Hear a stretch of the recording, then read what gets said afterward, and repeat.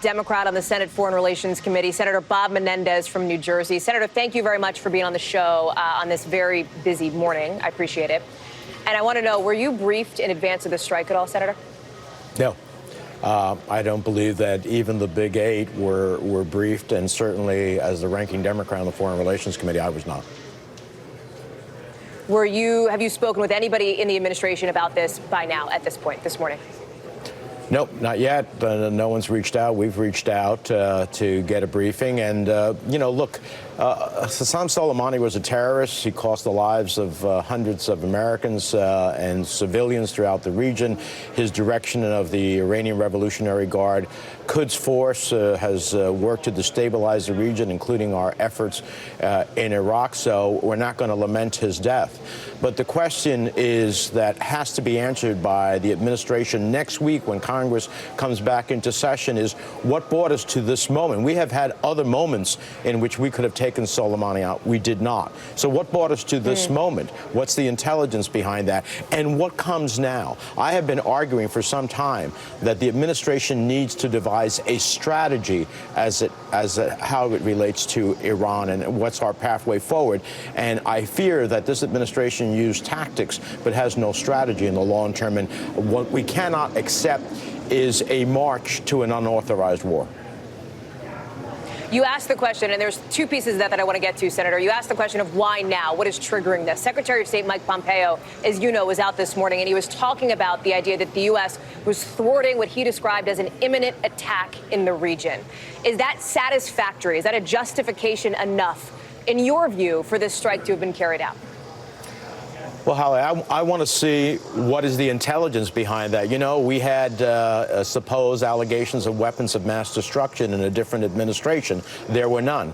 I want to see what was the intelligence behind this that led us to this decision that it was imminent at this moment. Secondly, I'm not sure that just eliminating Soleimani eliminates the threat of such an attack. They have already appointed a new leader, a military leader, and they obviously are going to respond in some ways. And so the question is what led us to this moment, this decision, and to do it of all places in Iraq, which is already destabilized in its domestic politics, and for which we are facing a vote in the parliament next week about whether or not we will be expelled from the country and our forces there. Right. Will we stay as an occupying force? Will we leave? What does that mean for our engagement in Syria and throughout the region?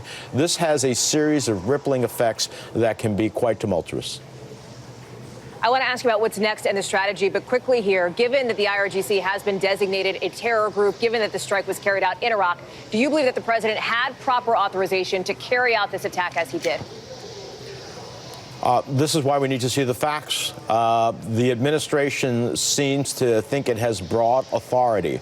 And if they can prove through the intelligence that this was an imminent threat against U.S. interests and personnel, and that it was defensive in nature, then maybe it has the authority to do that. But if they cannot, then this, along with the attacks that took place in response to the death of the U.S. contractor, we see a gradual march to military action directly or indirectly with Iran that has not been authorized by Congress. And if that's where you're headed, then you need to come to Congress to get an authorization for the use of military force, whose position in terms of where that sits jurisdictionally is in the Senate Foreign Relations Committee. Iran is promising revenge. Iran is promising retaliation now. What do you expect that to look like?